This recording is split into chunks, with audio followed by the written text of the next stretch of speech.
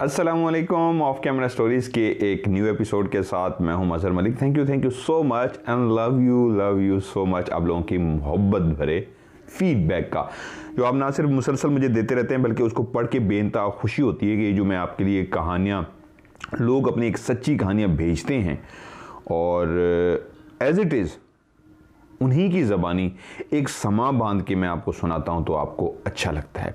मैं आपको एक मज़े की बात बताऊँ, कवि बाबा और ये असलान हाशिर अनस मलिक और इस तरह हम सारे बैठे हुए थे, बात कर रहे थे। ये बात खुद मैंने कही है। मैंने कहा है कि जब मुझे नींद नहीं आ रही होती तो मैं खुद अपनी कहानी सुनाता हूँ, जो कानों में हेडफोन लगाता हूँ और सुनते सुनते कब मुझे नींद आ जाती है मुझे पता नहीं लगता। यही बात मैंने फिर शर्तियान कवि बाबा से कही, किसी दिन नींद ना आ रही हो तो फिर ये काम लाजमी करना, कानों में हेडफोन लगाना, स्टोरी सुनना और देखना, तुम्हें नींद आ जाएगी। और ऐसा ही हुआ। अगले दिन उसने बताया कि वाकई जो एक आपने कहा था उसी तरीके मैंने कहानी लगाई और किस वक्त मेरी आंख लग गई मुझे पता नहीं लगा। मैंने कहा यार तुम अपनी बात कर रहे हो, मैं खुद अपनी बात कर रहा हूँ कि अपनी सुनाई हुई कहानी जब मुझे नींद नहीं आ रही होती तो वो ऐसा एक समा होता है कि उसको सुन के मुझे खुद नींद आ जाती है। बहुत सारे लोगों ने फीडबैक भी मुझे लिखा था कि रात को सुनते सुनते नींद आ जाती है तो सुबह उठ के दोबारा सुनते हैं। इस मसरूफ़ ज़िंदगी में जब किसी के पास टाइम ही नहीं है तो हम लोग जब टाइम निकाल के वो पुराने किस्से, कहानियाँ, वो बातें याद करते हैं तो अच्छा लगता है। खैर कहानी की तरफ आता हूँ। आज एक सच्ची कहानी जो सलीम साहब ने मुझे भेजी है मैं आपको सुनाने जा रहा हूँ, लेकिन उससे पहले एक छोटी सी मुझे कहानी याद आ गई, बहुत ही खौफनाक। मेरे इसी पे पोस्टमार्टम पे एक प्रोग्राम भी है, पोस्टमार्टम रूम, उस टेबल पे जहाँ पे डेड बॉडी को लाया जाता है और उसको वहाँ पे काट के देखा जाता है। इस मुर्दा जो इस टेबल पे रखा गया है उसको काटने का मतलब ये होता है कि इसके साथ क्या हुआ है पता लगाने की कोशिश की जाती है। वहाँ पे एक प्रोग्राम किया जो बहुत ज़बरदस्त है, इंशाल्लाह गया आपको नज़र भी आएगा, मैं उसको एडिट करूँगा क्योंकि अब जो 2 कैमरों का है प्रोग्राम एडिटिंग वो आपको आहिस्ता आहिस्ता नजर आना शुरू हो जाएगा। ये एक सच्चा वाकया है कि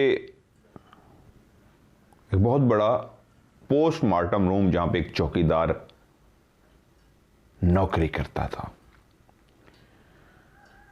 पोस्टमार्टम रूम का एक जब दरवाजा बंद होता है तो अंदर, क्योंकि डेड बॉडी खराब ना हो तो एक टेम्परेचर वहां पे हर वक्त ठंड का होता है, मतलब इतना अंदर आप घुसें तो आप कांपना शुरू हो जाते हैं। बॉक्स बनाए जाते हैं, बॉक्स को खोला जाता है तो उसके अंदर डेड बॉडी रखी होती है, बॉक्स को बंद कर दिया जाता है। जिस भी बॉक्स को आप खोलेंगे तो उसके अंदर कोई ना कोई मुर्दा रखा होता है। वो एक वैसे ही खौफनाक सा समा होता है। हम नहीं जानते, मजहब से हट के अंदर एक और दुनिया होती है। वही जो कभी चल फिर रहे थे, बातें कर रहे थे, अब एक मुर्दा लाश बन के अंदर लेटे हुए हैं ठंडे यख उस बर्फ के रूम में।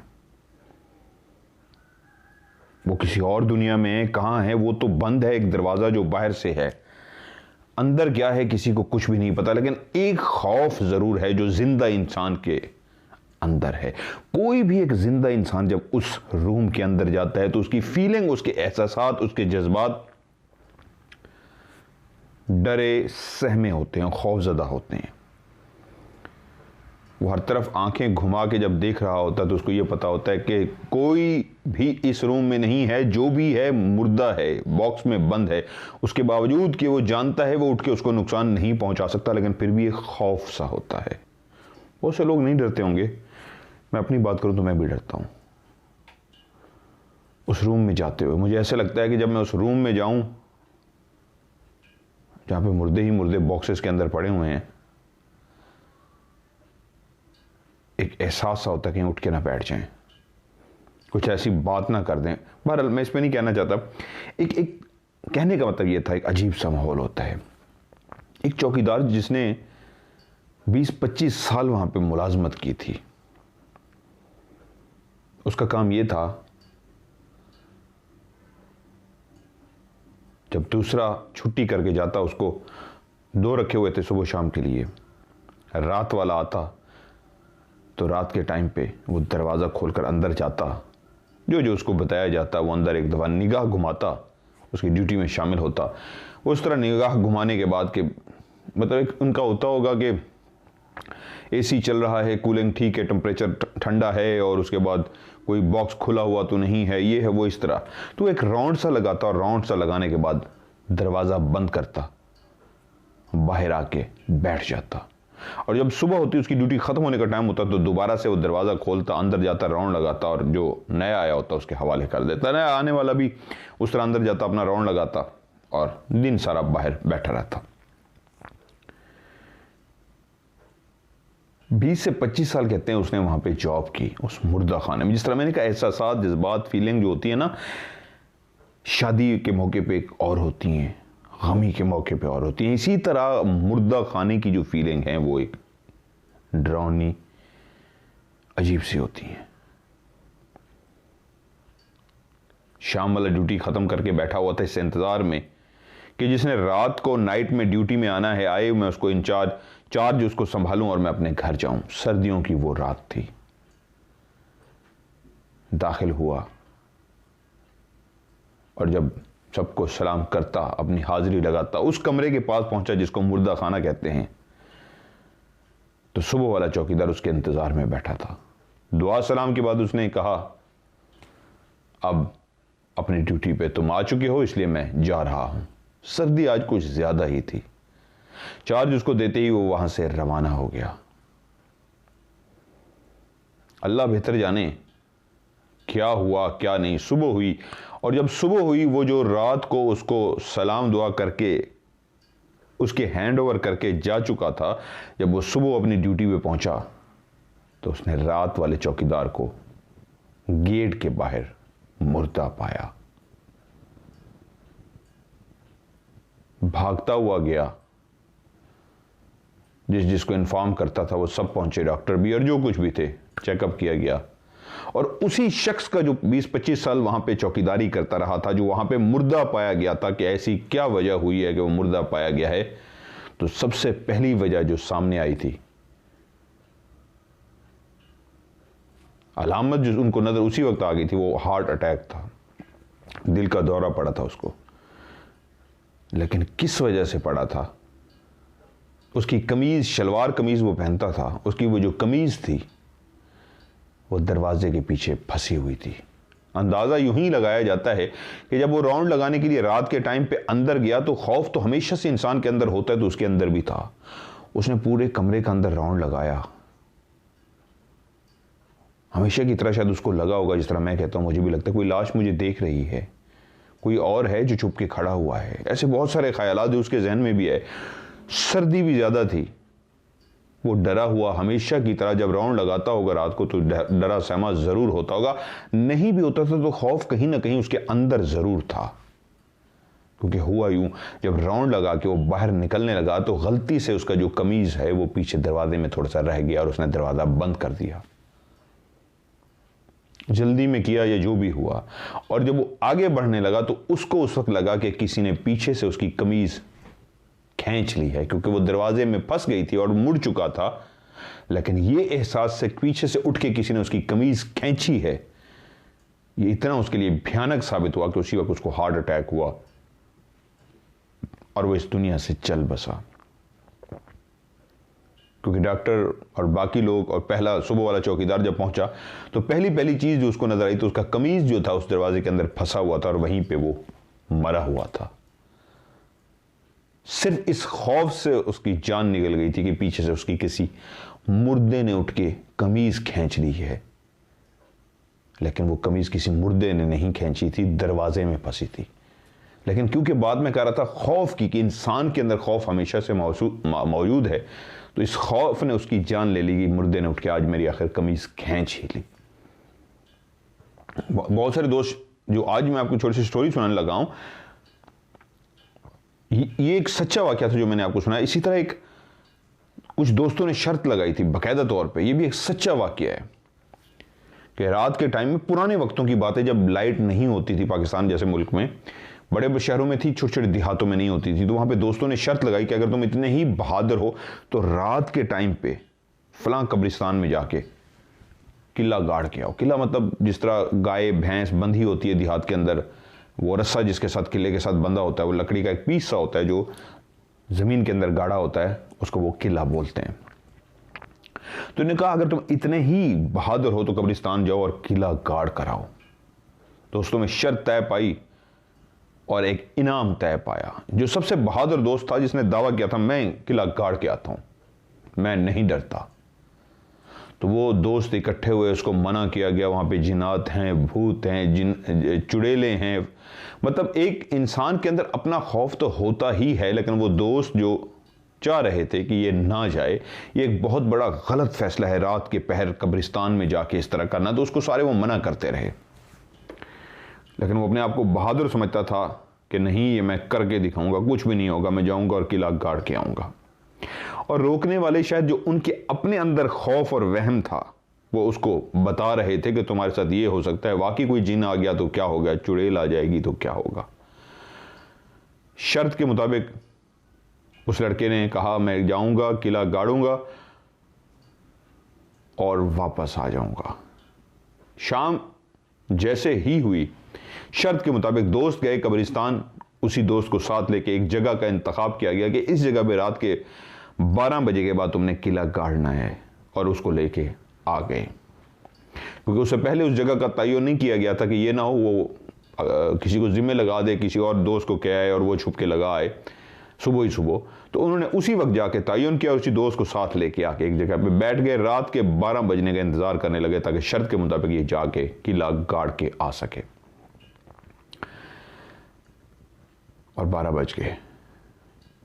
उसके हाथ में हथौड़ी और किला दिया, ईंट और किला कि इस ईंट से तुमने उसको गाड़ना है और किला गाड़ के तुमने हमारे पास वापस आ जाना है। अब एक ऐसी शर्त थी जिसमें वो दोस्त तो डरे हुए थे, लेकिन वो जो बहादुर था अंदर से शायद वो भी कांप रहा था। जो बहादुर तो था, लेकिन उसकी वो तमाम बातें जो दोस्तों ने बैठ के उसके सामने कही थी कि वहां पे तो बहुत ज़्यादा जिन हैं, वहां पे चुड़ैलें हैं, वहां पे भूत हैं, वहां पे प्रेत हैं, भूत प्रीत हैं, आत्माएं हैं, क्या कुछ उसको डराया गया। उसके बावजूद वो जाने को तैयार हो गया। उसको लगता था वो बहादुर है, ये कोई ऐसा मुश्किल काम नहीं है, मैं कर सकता हूं। किला हाथ में लिए दोस्तों को खुदा हाफिज किए, दोस्त कब्रिस्तान की तरफ रवाना हो गया।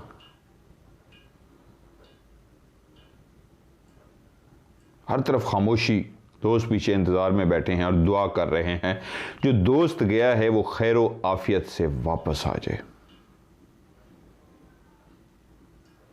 इंतजार जो शायद 30 मिनट का था, मैक्सिमम 30 मिनट से 45 मिनट का हो जाता, वहां पे 1 घंटा हो गया, दोस्त ना आ सका। बेचैनी, इंतजार बढ़ता गया, यहां तक कि घंटे से 1.5 घंटा, 2 घंटे, 3 घंटे, और सुबह हो गई, दोस्त वापस ना आ सका। जब रोशनी हर तरफ फैलना शुरू हो गई तो वो जो पीछे बैठे हुए थे वो एक नहीं थे, काफी ज्यादा तादाद में थे, इसलिए हिम्मत की और भागते उस तरफ गए कि दोस्त अभी तक वापस क्यों नहीं आया। उसने तो किला गाड़ना था और वापस आ जाना था। उसको देखने के लिए कब्रिस्तान का रुख किया, और जब उस जगह पे पहुंचे तो दोस्त वहां पे मुर्दा पड़ा हुआ था। बहुत सारे लोगों ने ये कहानी सुनी होगी। और जब जाके देखा तो उसकी रीज़न, मरने की जो वजह थी, वो दिल का दौरा था। उसके साथ भी वही हुआ था। किला गाड़ते हुए शलवार कमीज उसने पहनी हुई थी, वो जो कमीज का पल्लू होता है, आगे वाला हिस्सा होता है, वो आगे पड़ा हुआ था। उसको नहीं समझ आई, रात का टाइम अंधेरा था, उसको नज़र नहीं आया। उसने क्या किया, वो जो किला था अपनी कमीज के ऊपर ही रखा। गलती से उसको पता नहीं था कि मेरी कमीज नीचे है। उसने अपनी कमीज के ऊपर ही किला रखा और उसको ईंट से गाड़ना शुरू कर दिया, क्योंकि वो नहीं जानता था उसकी कमीज भी किले के साथ अंदर गाड़ी जा रही है, जमीन के अंदर जा रही है। और जब एक खास लिमिट तक किला अंदर गाड़ चुका तो जैसे ही उसने उठने की कोशिश की, क्योंकि उसकी कमीज अंदर फंस चुकी थी, लेकिन दिल की धड़कन पहले ही तेज थी। वो दोस्तों ने जितनी भी बातें उसको डराई थी उसके दिमाग में चल रही थी। खौफजदा तो वो पहले ही था, कांप तो वो पहले ही रहा था, लेकिन जैसे ही वो उठने लगा तो नीचे से किसी ने उसकी कमीज खींची उसके जहन में भी यकीनन उस वक्त यही ख्याल आया होगा, आज आखिर मुर्दे ने, जिन ने, भूत ने, चुड़ैल ने मेरी कमीज को खींच लिया, कि उसको झटका लगा बाकायदा तौर पे, क्योंकि कमीज तो गले के अंदर थी, वो इस बात से नावाकिफ था।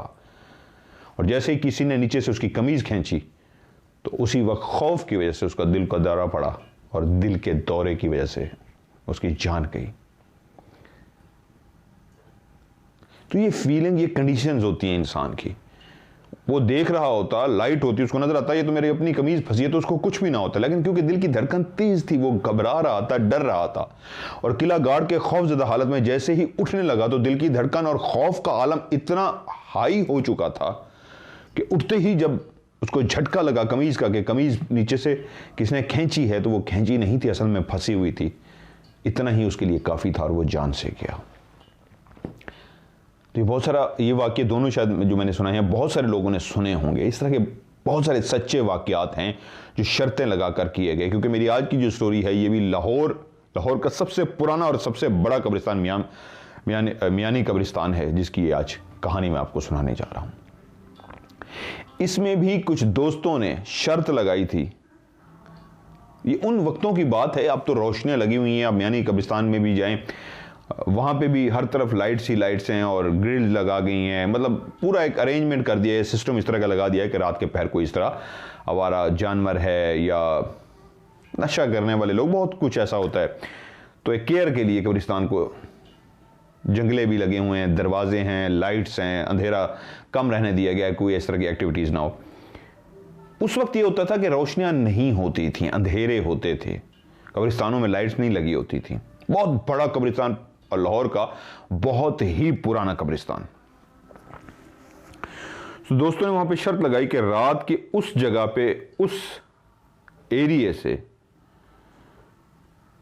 जो एक बहस चल पड़ी थी दोस्तों के बीच में, अगर तुम तीनों इतने ही बहादुर हो तो फिर शर्त लगती है तुम तीनों वहां जाओ और उस जगह से गुजर कर अगर तुम वापस सही सलामत हम तक पहुंच जाते हो तो ये इनाम तय पाएगा। और बहस बढ़ती बढ़ती आखिरकार उस नौबत तक पहुंची जहां पे शर्त लग ही गई कि डन हो गया, हम तीनों जाएंगे, हम तीनों तुम्हें आकर वापस भी दिखाएंगे। और शर्त लगी थी पैसों की कि अगर तुम लोग पहुंच गए तो इतना पैसे तुम लोगों को मिलेंगे। अब दोस्त थे काफी ज्यादा थे, उन्होंने ये शर्त तय कर ली। तय हुआ जैसे ही शाम होगी, अभी अंधेरा नहीं फैला होगा, रोशनी होगी, तो तमाम दोस्त एक कब्रिस्तान के उस हिस्से का राउंड लगाएंगे। और उसके बाद उसमें से कुछ दोस्त जो स्टार्टिंग पॉइंट होगा जहां से इन्होंने दाखिल होना है कब्रिस्तान के अंदर से, वहां पे बैठेंगे और इनको रवाना करेंगे। और ये जो यहां से वहां तक पहुंचने का सफर है, जो वो शाम को रोशनी में ही अंदाजा लगा चुके थे, वो तकरीबन 15 से 20 मिनट बनते थे। तेज तेज चलें तो 15 मिनट और अगर स्लो चलें तो 20 मिनट। क्योंकि उन्होंने रात के टाइम पे आना था, तो उन्होंने कहा ठीक है 15 से 20 मिनट का सफर है, मैक्सिमम आप लोग 25 मिनट में पहुंच जाएंगे। तो तय ये हुआ, मतलब वॉकी टॉकी या इस तरह की चीज़ें तो नहीं होती थी कि एक जगह से, जिस तरह हम लोग रात में यूज़ करते हैं, आप बताते हैं तो दूसरी तरफ पता लग जाता है। मोबाइल भी नहीं थे कि मोबाइल पे कॉल करते थे, पुराने वक्तों की बात है। तो तय ये हुआ जो 15-20 मिनट का सफर है, मैक्सिमम आप 25 मिनट में कर लेंगे, क्योंकि रात का टाइम होगा, अंधेरा होगा। तो इस साइड पे रात के इतने बजे एग्जैक्ट, जैसे एग्जांपल के तौर पे 12 बजे ये गेम शुरू होगी। आप लोग 12 बजे यहां से दाखिल होंगे। ये आधे दोस्त यहां से टाइम नोट करेंगे, देखेंगे ठीक है जी 12 बजे हमने इनको दाखिल किया है। आप लोग दाखिल होंगे और आपको 25 मिनट लग जाएंगे, नहीं तो ज़्यादा से ज़्यादा आधा घंटा लगेगा। 12:30 बजे कब्रिस्तान की जो परली साइड बनती है, यहां से आपने निकल के बाहर पहुंचना है। उसी टाइम का अंदाजा रोशनी में ही लगा लिया गया। शर्त तय हुई। अब वो जो 3 दोस्त जिन्होंने जज्बात में ये फैसला कर लिया था कि हाँ हम अंदर जाकर दिखाएंगे और वापस खैरियत से आएंगे, अंदर से शायद वो भी कांप रहे थे। लेकिन उनमें एक नबील लड़का था, फर्जी नाम है, जो बहुत ही ब्रेव था। राशिद और कमाल थे तो ये भी ब्रेव, लेकिन उतने ब्रेव नहीं थे जितना नबील था। लेकिन अब शर्त, नबील, राशिद और कमाल, ये तीनों लोग रात को 12 बजे दोस्तों के साथ उस लोकेशन पे पहुंच गए जहां से उन्होंने दाखिल होना था। और अगर खैर वाफियत से तीनों ये कब्रिस्तान के उस तरफ वापस पहुंच जाते तो पैसों के हकदार होते।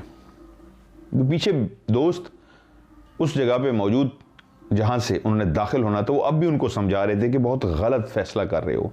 ये जो कब्रिस्तान है सिर्फ भारी नहीं है, यहां पे रात के टाइम करीब से कोई नहीं गुजरता और तुम लोग अंदर जाने का फैसला कर रहे हो, जो जिंदगी का बहुत बड़ा गलत फैसला है। अभी भी वक्त है, पीछे मुड़ जाओ और इनकार कर दो। लेकिन दोस्तों में जब ठन जाती है, शर्त पीक पे पहुंच जाती है, तो फिर अगर दोस्त ये कह दे हाँ यार ठीक है हम शर्त खत्म करते हैं, हम नहीं जाते, तो उनको इस बात का एहसास था कि ये दोस्त सारी जिंदगी ताने मारेंगे, जीने नहीं देंगे, बुज़दिल कहेंगे, डरपोक कहेंगे और बात बात पे ताना मारेंगे कि तुम क्या बात कर रहे हो, तुम तो शर्त लगा के डर गए थे, तुम तो हो ही बुज़दिल हैं, डरपोक बातें करते हो। इस चीज की, इस सोच की वजह से कि दोस्त सारी जिंदगी ताने मारेंगे, बुज़दिल डरपोक कहेंगे, तो वो तैयार खड़े थे। अंदर से शायद वो भी घबरा रहे थे, हाँ ये बहुत गलत फैसला किया हमने शर्त लगा के रात के इस पैर कब्रिस्तान से गुजरना। क्योंकि लाहौर के रहने वाले लोग जो स्टोरी सुन रहे हैं उनको तो पता है मियानी साहब कब्रिस्तान कितना बड़ा है। जो बाहर के लोग हैं शायद वो इस बात को ना जानते हो सही तरीके, मुझे नहीं पता, लेकिन मेरे ख्याल में मुरब्बा 2 मुरब्बा है, कितना है मुझे सही नहीं पता, लेकिन इतना पता है मैंने वहाँ पे राज प्रोग्राम भी रिकॉर्ड किया हुआ है। बहुत बड़ा है, जब आप एक कोने से चलते हैं दूसरे कोने तक तो बहुत ज़्यादा टाइम चाहिए आपको, और बहुत घना है, और वाकई इसमें कोई शक नहीं बहुत ही अभी भी बहुत ही खौफनाक है। अब तो लाइट्स भी लगी हैं, हर तरफ रोशनी भी है, उसके बावजूद बहुत ज़्यादा खौफनाक। इस पॉइंट ऑफ व्यू से भी है, जिनात के पॉइंट ऑफ व्यू से सिर्फ नहीं कह रहा, वहाँ पर क्रिमिनल लोग भी होते हैं, नशे करने वाले भी होते हैं, इस तरह की जो एक्टिविटीज़ होती हैं, उस पॉइंट ऑफ व्यू से भी डर लगता होता है। उस वक्त तो कोई रोशनी नहीं थी, लेकिन खौफ असल में कब्रिस्तान का नहीं होता, खौफ अंदर का होता है। हम लोग जब राज करते हैं तो खौफ हमारे अंदर भी होता है। मैं अपनी बात करता हूँ, स्पेशली मैं डर जाता हूँ। मैं जब डरता हूँ झटका मेरा निकल जाता है, लेकिन उसके बाद मैं अपने खौफ पे कंट्रोल पा लेता हूँ। लेकिन खौफ हर इंसान के अंदर है, मेरे अंदर भी है। ये और बात है कि आप अपने खौफ पे कंट्रोल पा लेते हैं। सो नबील, राशिद और कमाल जैसे ही 12 बजे शर्त के मुताबिक दोस्तों ने उनको कहा अब भी आखिरी मौका है, मत जाओ, तो नबील बोला मैं तो जाऊंगा। तो बाकी दोस्त जो 2 राशिद और कमाल थे जो घबरा चुके थे, लेकिन वो भी नबील की इस बात पे कि जब नबील ने कहा मैं तो जाऊंगा, उन्होंने कहा हाँ हम भी जाएंगे। और वो तीनों कब्रिस्तान के अंदर दाखिल हो गए।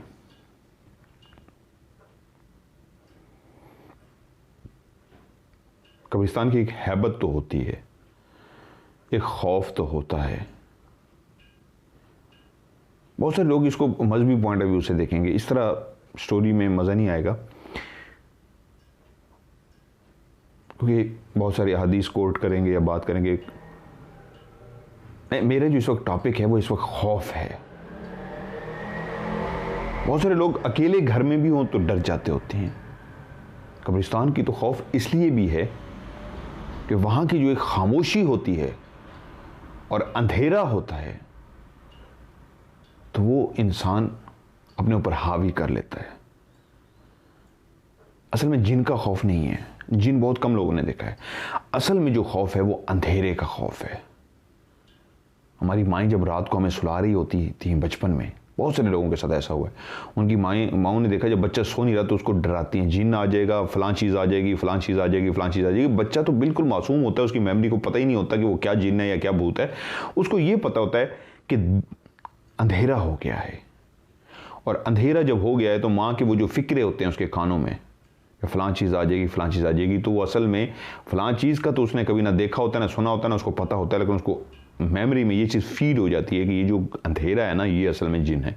हम जब बड़े होते हैं तो माँ के फिक्रे जो थे वो बचपन में ही अंदर मेमोरी में फीड हुए हैं, वो स्टोर हुए हैं हमारी हार्ट में, कि फलां चीज़ आ जाएगी। तो फलां चीज़ ना तो हमने देखी है ना हमें उसका पता है, लेकिन वो कब थी, वो रात के टाइम पे थी। इसलिए दिन को डर नहीं लगता, रात को अंधेरे में हमें जो डर लगता है वो इसीलिए लगता है कि रात को सुलाते हुए जब अंधेरा होता था, हम सोते नहीं थे, तो हमें डरा दिया गया था। तो इसी तरह कब्रिस्तान की भी जो एक हैबत है वो बेसिकली अंधेरे की है। दिन को क्यों नहीं वहाँ पे, दिन को भी तो वही खामोशी है। आप दिन को कभी कब्रिस्तान जाएं जो वीरानों में होते हैं, जंगलों में होते हैं, मैं अभी भी रिकॉर्डिंग करके आया हूँ, हैं ऐसे बहुत सारे, तो वहाँ पे खामोशी मिलेगी आपको दिन को भी, क्योंकि दूर दराज हैं। लेकिन रात को वहाँ पे हैबत क्यों है? वहाँ पे अंधेरा जो छा गया है। तीनों दोस्त नबील, राशिद, कमाल आहिस्ता आहिस्ता आगे बढ़ रहे थे। आवाज़ थी तो सिर्फ और सिर्फ उनके कदमों की थी जो वो उठा के कब्रिस्तान में रख रहे थे। उनके कान किसी और आवाज़ को नहीं सुन पा रहे थे, हर तरफ खामोशी थी, सिर्फ कदमों की आवाज़ थी। अब वो जो दोस्त जो आखिरी टाइम पे उनको मना कर रहे थे वो आहिस्ता आहिस्ता दूर होते जा रहे थे और वो तीनों दाखिल होते जा रहे थे। सर्दियों के दिन थे और सर्दियों में जिस तरह मैंने कहा अंधेरे के साथ एक जो फोग, एक घुप अंधेरे का जो समा बनता है वो एक और ही खौफ, वो और ही हैबत तारी करता है। मेरे घर के साथ पार्क है, सर्दियों में मैं अकेला वहाँ पे लाजमी जाता हूँ इन चीज़ों को देखने के लिए, क्योंकि सर्दियों में ये चीज़ें, जिन भूत चुड़ैलें इस तरह की जितनी भी चीज़ें हैं, ये ज़्यादा घुप अंधेरे में भागती दौड़ती हैं।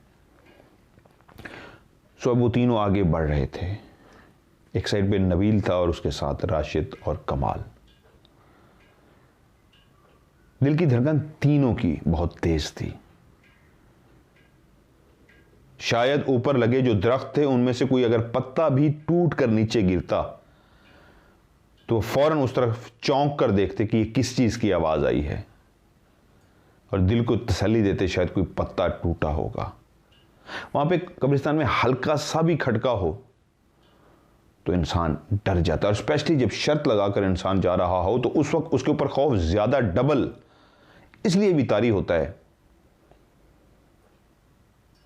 कि मैंने ललकारा है शायद उस मखलूक को, उन जिन्नात को, उन चीज़ों को कि मैं तुमसे नहीं डरता, और मैंने शर्त लगाई है कुछ ना कुछ ज़रूर होगा। ये डबल खौफतारी हो जाता है। वैसे गुजरना एक आम सी बात है, लेकिन जब आपको खुद पता है आप ललकार के किन को जा रहे हैं, उस मखलूक को, उस छुपी हुई मखलूक को जिनको हम जिन्नात कहते हैं, जिस कब्रिस्तान में मौजूद हैं, आप उनको ललकार कर जा रहे हैं। शर्त आपका दिल असल में आपको कह रहा होता है कि हमने असल में शर्त उस मखलूक से लगाई है कि हम तुमसे नहीं डरते, देखो हम आ रहे हैं। ये सोच उन तीनों के अंदर भी थी कि शायद गलत फैसला कर लिया हम लोगों ने शर्त लगा के। शर्त ना लगाते और कह देते हम वैसे गुजर के दिखाते हैं तो शायद वो गुजर जाते, लेकिन अब उनकी दिल की धड़कन तेज थी और घबराए हुए थे तीनों। वो आहिस्ता आहिस्ता आगे बढ़ रहे थे। जैसे जैसे वो गहरे हिस्से की तरफ जा रहे थे उनकी दिल की धड़कन और तेज हो रही थी, वो और घबरा रहे थे, अपने उस फैसले पे पछता रहे थे जो शर्त की सूरत में वो लगा चुके थे। नबील का कहना यह है अभी हमें दोस्तों को खुदा हाफिज कह के कब्रिस्तान में दाखिल हुए अभी कोई 5 से 7 मिनट का टाइम गुजरा होगा। कब्रिस्तान में हर तरफ खामोशी ही खामोशी थी, ठंड का समा था, लेकिन हम लोग खौफ में थे तीनों और एक साथ चलने की कोशिश कर रहे थे ताकि दूर दूर ना हों, लेकिन इतने घबराए हुए थे कि हमें पसीने आ रहे थे खौफ की वजह से। शदीद नहीं, अभी 5-7 मिनट हुए थे, लेकिन कंडीशन ऐसी हो गई थी, खौफ की वजह से पसीना तारी था, हल्का हल्का ऐसे पसीना आ रहा था। अब पहले शुरू में तो हम तीनों, नबील का कहना ये, इकट्ठे चलते रहे, लेकिन क्योंकि कब्रें आगे घनी होती जा रही थीं तो हमें एक साथ चलना मुश्किल हो रहा था। तो रास्ता बनाने के लिए कि कब्र के ऊपर पाँव ना हो तो हम छोटी छोटी टॉर्च उठाई हुई थी उन्होंने, दूर दूर हो जाते मजबूरी में, क्योंकि अब इकट्ठे चल नहीं सकते थे, आगे कब्रें आ जाती और कब्र के साथ कब्र जुड़ी होती तो मजबूरन फिर हमें काफ़ी दूर दूर जाना पड़ता। यानी कि एक लाइन में नहीं चल पा रहे थे वो। एक दूसरे को हौसला देने के लिए लाइन में चलते तो शायद पीछे पीछे वाला जो सबसे लास्ट में तीसरा बंदा होता वो सबसे ज़्यादा खौफ में होता कि पीछे पीछे मैं हूं, मेरे ऊपर अटैक ना हो जाए। तो अपने खौफ को ख़त्म करने के लिए वो तीनों इकट्ठे ही इसी तरह, जिस तरह एक सफ में होते हैं, इसी तरह चल रहे थे। नबील का कहना यह है कि 5 से 7 मिनट हुए थे कि हमारे कानों ने एक अजीब सी आवाज़ सुनी। वो आवाज़ इस तरह की थी जैसे कोई इंसान दहाड़ता है, बिल्कुल ऐसी नहीं थी। कोई जानवर बोलता है, बिल्कुल ऐसी नहीं थी। ये एक ऐसी अजीबो गरीब सी आवाज़ थी जो हमने उससे पहले कभी नहीं सुनी। वो तमाम जानवर जिनकी आवाज़, जिस तरह कुत्ता हो गया, बिल्ली होगी, या इस तरह के जो जानवर होते हैं, उनमें से किसी ऐसे जानवर की आवाज़ नहीं थी, और इंसान के बोलने की तो बिल्कुल आवाज़ नहीं थी। लेकिन एक चीज़ क्लियर थी, वो जो भी आवाज़ थी बहुत ही खौफनाक थी, इंतहाई खौफनाक आवाज़। उस आवाज़ पे वो कहते हैं वो 5 से 7 मिनट हुए होंगे कि हम एक जगह पे रुक गए। हमारे हाथ में रोशनियां तो थीं टार्च की सूरत में, और हम तीनों ने एक जगह पे रुक के एक दूसरे के चेहरे की तरफ देखा, मुंह की तरफ देखा, तो तीनों के ही चेहरों पे बेइंतहा खौफ था। और बगैर सवाल किए, बगैर बोले, जब हम एक दूसरे के चेहरे की तरफ देख रहे थे तो देखने का मतलब सवालिया निशान था कि क्या तुमने भी आवाज़ सुनी, तुमने भी सुनी, तुमने भी सुनी। और तीनों ने एक दूसरे की तरफ इस तरह देखा, हाँ हम तीनों ने आवाज़ सुनी है। खौफ का कहते हैं हमारे ऊपर यह आलम हो गया था कि हम बोल नहीं सके एक दूसरे से, लेकिन इशारों में इस तरह आवाज़ सुनते ही इशारों में एक दूसरे से तीनों ने इस तरह कहा, हाँ तीनों ने आवाज़ सुन ली है। अब वो जो पहले ही खौफजदा थे, इस आवाज़ के बाद तो हालत शदीद खराब हो गई। अब क्योंकि वो काफ़ी आगे आ चुके थे, राशिद और कमाल शायद अब भी पीछे मुड़ना चाह रहे थे, लेकिन नबील फैसला कर चुका था कि वो पहले ही कह चुका था अगर ये दोनों नहीं जाएंगे मैं तब भी जाऊंगा। तो नबील उस आवाज़ को सुनने के बाद कि वो रुकता और वो उसको कहते वापस चलें, नबील फिर आहिस्ता से आगे चल पड़ा। शायद वो डरा हुआ तो वो भी था, लेकिन वो शायद उन दोनों के अंदर क्या चल रहा था उसका उसको पता नहीं था। नबील कतअन नबील नहीं जानता था कि वो दोनों अंदर से बिल्कुल जीरो हो चुके हैं। खौफ का आलम शदीद उन पर तारी हो चुका है, क्योंकि हर तरफ कब्रें ही कब्रें, उनके साथ लगे हुए दरख्त, और कहीं कहीं से जो पहले हल्की सी आवाज़ आ रही थी, डरा रही थी, अब तो एक क्लियर, एक बहुत ही खौफनाक और क्लियर आवाज़ उनके करीब से आई थी, जो ना ही जानवर की और ना ही किसी इंसान की थी। वो यकीनन समझ गए थे ये किसी जिन्नात ने आवाज़ निकाली है। जब उन्होंने देखा नबील आगे चल पड़ा है, तो वो जो नबील को रोकना चाह रहे थे वो भी खामोशी के साथ नबील के पीछे पीछे, नबील के साथ साथ चल पड़े। और चलते हुए ये फासला अभी 7 मिनट जहां पे हुए थे, ये 10 मिनट का फासला तय कर लिया।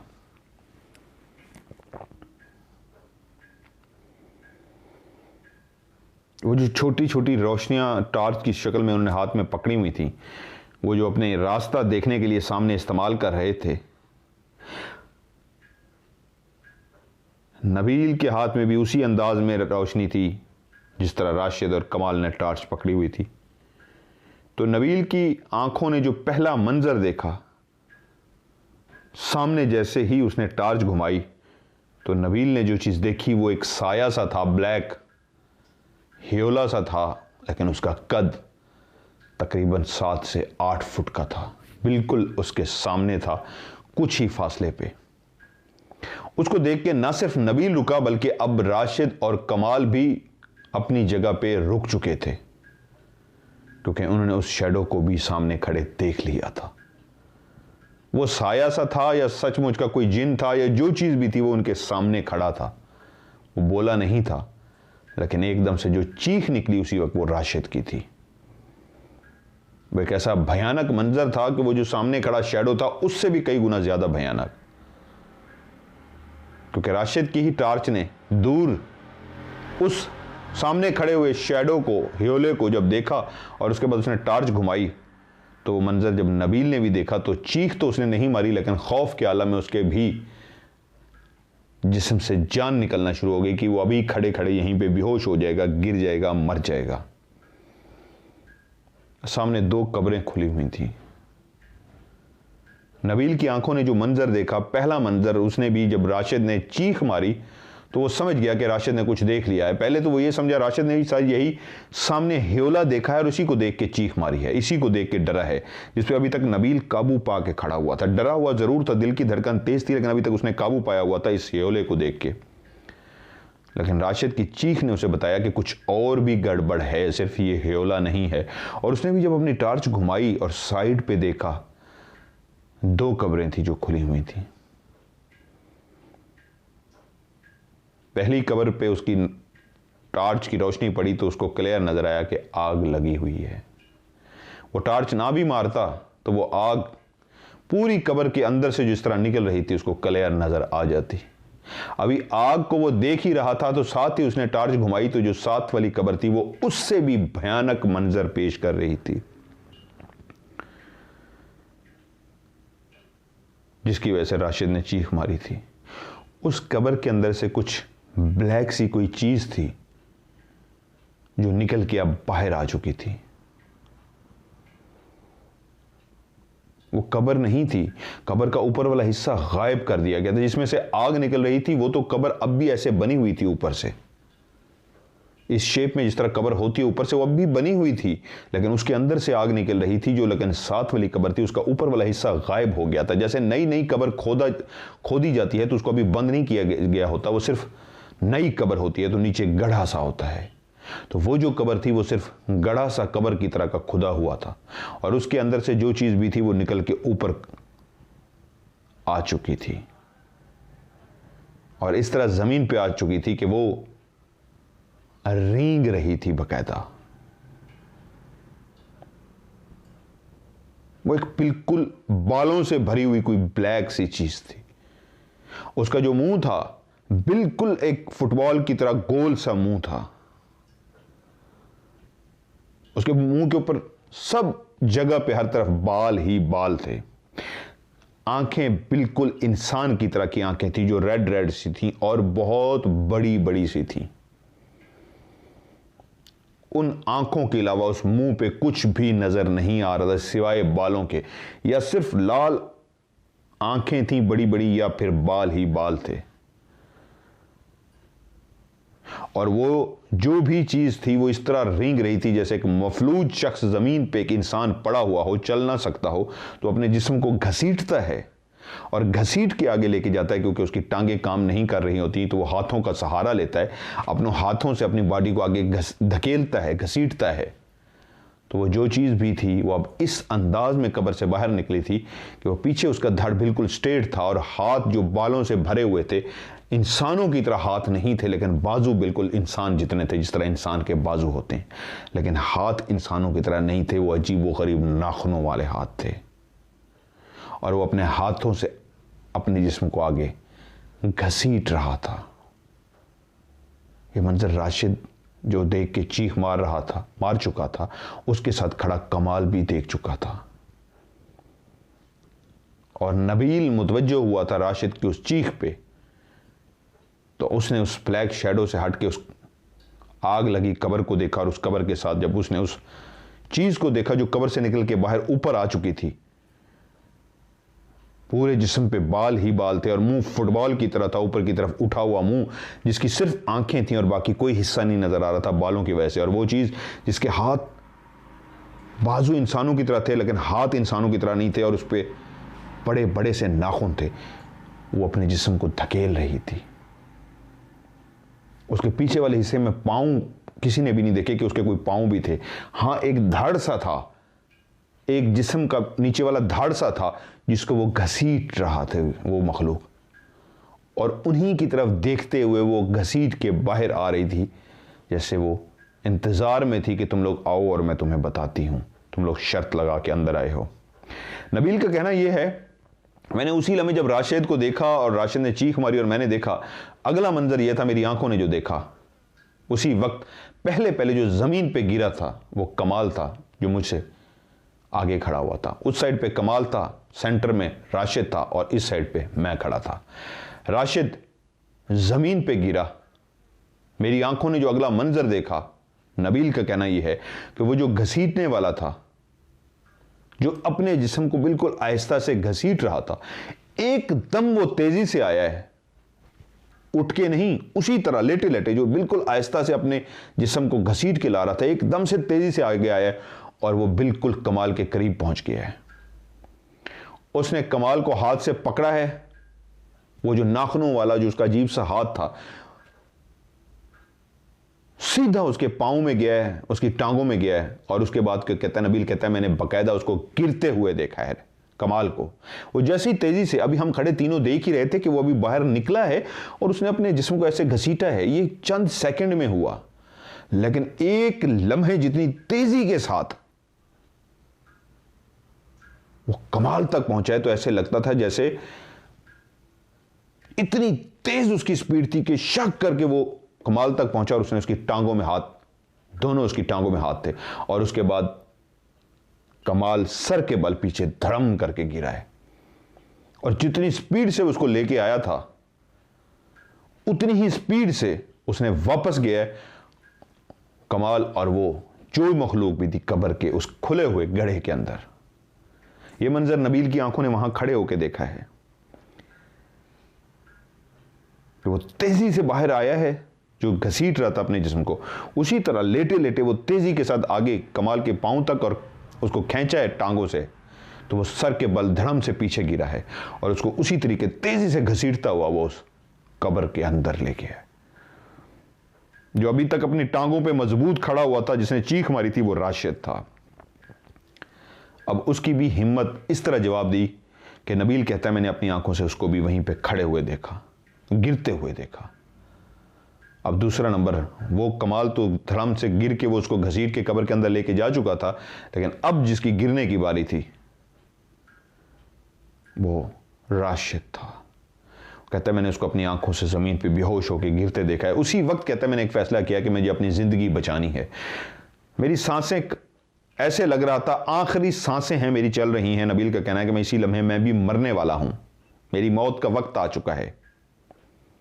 मेरी दिल की धड़कन बहुत तेज हो गई थी, मुझे यकीन था कि इसी लम्हे में मर जाऊंगा। लेकिन एक लम्हे से कहता है, मेरे दिल के अंदर यह ख्याल आया कि मुझे अपनी ईमान की ताकत को आजमाना है, मुझे अपने आप को मजबूत करना है, मुझे इनसे नहीं डरना। वो पता नहीं कहां से एक मेरे अंदर जज्बा आया, मेरे अंदर अल्लाह ताला ने एक हिम्मत डाली कि मैंने एक लम्हे से कहा अल्लाह अकबर। नबील का कहना यह है कि मैंने एक आवाज लगाई अल्लाह अकबर, और जैसे ही ये अल्लाह अकबर की मैंने आवाज़ लगाई तो उसके अंदर एक एनर्जी आई, एक हौसला आया। उसने खुद असल में अपने आप को एक हौसला दिया। वो जो खुद गिरने वाला था, बेहोश होने वाला था, वो भी अपनी आंखों से वो सब मंजर देख चुका था। पहले को घसीटता हुआ कब्र के अंदर जाता हुआ, दूसरे को बेहोश होता हुआ, अब अपनी बारी का जो इंतजार कर रहा था, उसने वहां पर कहा अल्लाह अकबर। उसके बाद वो कहता है, मैंने ऊंची आवाज़ में जितनी भी कुरान मजीद मुझे याद था, क्योंकि वो हाफिज कुरान था नबील, वो कहता है, मैंने ऊंची आवाज़ में कुरान मजीद पढ़ना शुरू कर दिया। उसके बाद कहता है, मेरी बॉडी जो पूरी कांप रही थी, लरज रही थी, मैं पूरा, मेरा जिस्म ऐसे ऐसे शदीद जोर से कांप रहा था, दिल की धड़कन तेज थी। मेरी फीलिंग ये थी कि आखिरी लम्हे चल रहे हैं जिंदगी के, तो मैंने फैसला किया आर या पार, या मरना है या अपने आप को बचाना है। उसके बाद मैंने ऊंची आवाज में तिलावत करनी शुरू कर दी और ये दिमाग बना लिया, अगर किसी चीज ने आके मेरे भी टांगों में ऐसे हाथ डाला, मरना तो वैसे ही है, तो कोशिश तो भरपूर करके देख लूं। तो कहता है, मैंने फिर फैसला किया कि अब मुझे दौड़ना है, चलना नहीं है। दो का हशर देख चुका हूं, जो भी होगा अब आखिरी लम्हे हैं, या बच जाऊंगा या मर जाऊंगा। कहते हैं, मैंने ऊंची आवाज में तिलावत करनी शुरू कर दी, टार्च मेरे हाथ में थी और मैं रास्ता बनाता हुआ तकरीबन दौड़ने वाले अंदाज में चलना शुरू हो गया, क्योंकि कब्रें थी, मैं भाग तो नहीं सकता था, मुझे डर था मैं गिर जाऊंगा। बस ये था, जैसे जैसे मुझे रास्ता नजर आता जा रहा था, मैं तेजी के साथ बाहर निकलता जा रहा था, ऊंची आवाज में और तिलावत करता जा रहा था। असल में ऊंची आवाज में इसलिए कर रहा था, अपने आप को हौसला दे रहा था, मुझे अपने आप को महफूज रखना है। वो कहता है, जब उस मंजर को देखने के बाद मैंने अल्लाह अकबर कहा और ऊंची आवाज में तिलावत की, तो मैंने तेज तेज चलना शुरू कर दिया। 10 कदम, 15 कदम। इन 10-15 कदम में मेरे दिल की धड़कन ये कह रही थी कि अभी हाथ आया मेरी टांगों में, अभी हाथ आया मेरी टांगों में। लेकिन जब 10-15 कदम तक हाथ नहीं आया तो मैंने कहा, शायद अभी और मौका है मेरे पास जिंदगी बचाने का। मैंने और तेज चलना शुरू कर दिया। हाथ अभी तक मेरी टांगों में नहीं आया था। मेरे दिल ने कहा, यही तिलावत जारी रखो, शायद इस तिलावत की वजह से वो हाथ नहीं आएगा। मैंने कहता तिलावत और ऊंची आवाज में पढ़नी शुरू कर दी अपने दिल को मजबूत करने के लिए, और 15-20 कदम चला, अभी तक हाथ मेरी टांगों तक नहीं पहुंचा था। और 30, 40, 50, 100, 200 कदम जब मैं बढ़ चुका तो मुझे ये यकीन हो गया, हाथ बहुत दूर रह गया, मेरे पास मौका है जो मैं अपने आप को हिम्मत और हौसले से कायम अगर रखूं, गिरूं मत, बेहोश मत हूं, तो मैं बाहर पहुंच जाऊंगा। और कहता है, बगैर किसी चीज की परवाह किए, सामने इधर लेफ्ट राइट कौन है मैंने नहीं देखना था, अगर कोई था भी सही तो मैं उसको देख नहीं रहा था, इग्नोर कर रहा था। शायद बहुत कुछ था लेकिन कहता है मेरी रोशनी जहाँ जहाँ पड़ रही थी, जो जो मुझे रास्ता नज़र आ रहा था, मैं उस रास्ते को देखता हुआ दौड़ता हुआ आ रहा था। अब इतने कदम चल चुका था कि वो जो भी मंजर मैंने देखा था बहुत पीछे रह गया था। तो मैं एक दौड़ने वाले अंदाज में निकलता निकलता निकलता आखिरकार उस जगह तक पहुंच गया जो इख्तितामी जगह थी। लेकिन अब वो जो रूट हमें बताया गया था, जिस जगह से हमने गुजरना था और पहुंचना था, मैंने छोड़ दिया था, क्योंकि अब मंजर एक हादसाती इतना कुछ हो चुका था कि ज़रूरी नहीं मैं उस रास्ते से जाता। सो मैंने कोशिश की किस तरीके बाहर निकलूं, और पढ़ते पढ़ते मुझे नहीं याद वो रास्ता मैंने कितने मिनट्स में, कितने घंटों में, कितनी देर में तय किया। मुझे ये पता था मैंने यहाँ से निकलना है। और जब नबील वहाँ पहुँचा जिस जगह पे दोस्त उसका इंतज़ार कर रहे थे, तो वो गिरा और बेहोश हो गया। बेहोशी के आलम में उसको उठा के ले गए। कुछ दोस्तों ने फैसला किया ये तो अकेला आया है, बाकी का उन्होंने कहा रुको, उनके आने का इंतज़ार करो। वो शर्त जो उन्होंने मजाक में शुरू की थी और शर्त लग गई थी, अब वहां पे सिर्फ एक दोस्त वापस आया था। अब उसके हाथ पांव मल रहे थे किस तरीके होश में इसको लाएं और उससे पूछ सकें बाकी दो कहां हैं। और बाकी दो का सुबह भी कोई पता नहीं लग सका। जब उसको होश में सुबह लाया गया, सुबह तक उसको होश नहीं आया। जब उसको होश में लाया गया और बाकी लोग भी जमा हो गए और रोशनी का इंतजार करने लगे, और जब रोशनी हुई और सारे उस जगह पे पहुंचे जहां पे नबील ने उनको जो मंजर बताया था, तो ना वहां पे कोई कब्र खुदी हुई थी, ना कोई वहां पे आग के आसार थे, ना ही किसी के गिरने के आसार थे। था तो सिर्फ ये था कि वो राशिद और कमाल गायब हो चुके थे।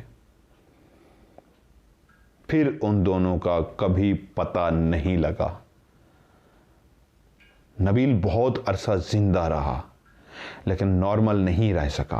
वो घबराया हुआ रहता, खौफजदा रहता, अपनी इबादत में लगा रहता, वो लोगों से कम बात करता, अपने काम से काम रखता, लेकिन हर वक्त डरा सा रहता। वो खामोश हो गया था। लोग कहते हैं उसके बाद नबील कुछ ज़्यादा बोला नहीं ज़िंदगी में, खामोश ही रहा, संजीदा हो गया। जो हंसी मजाक करता था, बहुत सी बातें करता था, वो बिल्कुल संजीदा सा हो गया था, काम से काम रखता।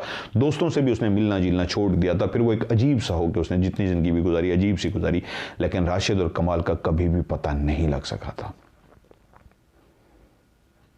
मैंने अपनी तरफ से एक पूरी कोशिश की मैं राशिद उस नबील तक पहुंच सकूं। तो सुनाने वालों ने, सलीम साहब जिन्होंने मुझे कहानी भेजी, पाल्टॉन में रहते हैं, उन्होंने कहा नहीं, आप अपनी तरफ से कोशिश करो अगर आप उस तक पहुंच सकते हो। लेकिन मैंने भरपूर कोशिश की, लेकिन मुझे उसके बारे में कुछ ज़्यादा डिटेल पता नहीं लग सकी। अगर मुझे पता लगती तो मेरी ख्वाहिश थी मैं उसके पास जाऊँ और उसकी रिकॉर्डिंग कर सकूँ। ये भी नहीं पता लग सका वो जिंदा भी है या मर गया है। लेकिन लाहौर के लोग अगर मेरी इस कहानी को सुन रहे हैं तो इस वाक़े को उन्होंने सुना होगा, क्योंकि ये लाहौर का बड़ा मशहूर वाक़या है। अगर वो नबील के बारे में जानते हैं, नाम उसका मैं फ़र्जी नबील कह रहा हूँ, मुझे उसका नबील नाम नहीं पता, ये तो मैंने एक फ़र्जी नाम रखे हैं। मुझे भी उन्होंने फ़र्जी नाम बताया था कि यार नाम सही याद नहीं है उनके। अगर कोई भी जानता है उसके बारे में, उस लड़के के बारे में जो जिंदा बच के आ गया था, दो तो मर गए थे और उनका पता भी नहीं लगा था, आज तक डेड बॉडी नहीं मिली थी, अगर वो जिंदा है तो मैं उससे मिलना चाहूँगा और उसके साथ जाके प्रोग्राम करना चाहूँगा। जो भी लाहौर का बंदा या जो भी जानता है उसके बारे में मुझे ज़रूर बताए, तो मैं उसके साथ इंशाल्लाह रिकॉर्डिंग करूँगा। तो ये आज की थी कहानी जो मुझे भेजी गई, और एक सच्ची कहानी है। लाहौर के सबसे पुराना मशहूर कब्रिस्तान, अभी भी यानी सब कब्रिस्तान मौजूद है, ये वहाँ की कहानी है। मैंने वहाँ पर एक रिकॉर्डिंग की भी है, रोही TV पे जब मैं था, तो वहाँ पे मैंने राज प्रोग्राम किया था। आगे भी इंशाल्लाह वहाँ पे मेरी रिकॉर्डिंग करने का इरादा है। सो आप भी मुझे अपनी स्टोरी भेजिए, इंशाल्लाह आपकी स्टोरी को भी मैं प्रोग्राम में शामिल करूँगा। तरीका वही है, मेरा व्हाट्सअप का जो नंबर है उस पर आप आवाज़ रिकॉर्ड करके भेजें, तो एक ही लंबा सा वॉइस मैसेज करें, वो मुझे सेंड कर दें, या फिर आप कहानी को लिख के भेजें, इंग्लिश में, उर्दू में, जैसे भी। और मेरा जो मोबाइल नंबर है वो आप डायल करेंगे। व्हाट्सअप का नंबर जो है +92 313 66 555 00। मैं रिपीट कर देता हूँ, +92 313 66 55500। और जो पाकिस्तान से भेजेंगे वो +92 की जगह डायरेक्ट नंबर मिला लें, 0313 66 55500। सो आप भी मुझे अपनी कहानी सेंड कीजिए, इंशाल्लाह आपकी कहानी को भी मैं प्रोग्राम में शामिल करूँगा। सो आज की स्टोरी से मज़हर मलिक आपसे इस उम्मीद से इजाज़त चाहता हूँ। इंशाल्लाह राज का एडिटिंग का जो सिलसिला है वो जारी हो गया हुआ है, मैं एडिट करना शुरू कर रहा हूँ। इंशाल्लाह 1 by 1 जितने भी प्रोग्राम है जो मैंने अपने कैमरामैन और पूरी बैकअप टीम के साथ किए हैं वो आपको दिखाना शुरू करूँगा। उम्मीद है हमने जो इतनी दूर दराज जंगलों में जाने का मकसद ये था कि आपको एक हॉरर प्रोग्राम दिखा सके, एक आम नहीं, एक इंतहाई हॉरर प्रोग्राम, जेन्युइन प्रोग्राम, जिसमें रियलिटी में, हकीकत में हमने बहुत सारी चीज़ें इस दफ़ा रिकॉर्ड भी की हैं जो देख के आपको अच्छा लगेगा। अपना ढेर सारा ख्याल रखिएगा। खुदा हाफिज़।